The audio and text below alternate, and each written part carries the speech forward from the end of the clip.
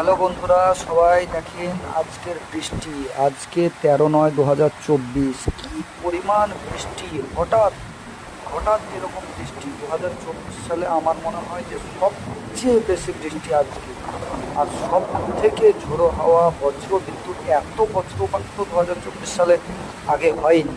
আজকে সর্ববৃহৎ পরিমাণ বজ্রপাত হচ্ছে। আর কি বৃষ্টি! 2024 সালে মনে হয় সব থেকে আজকে বেশি বৃষ্টি আর বজ্রপাত। ক্যামেরাতে দেখুন বন্ধুরা, একদম মনে হচ্ছে আগুন জ্বলছে।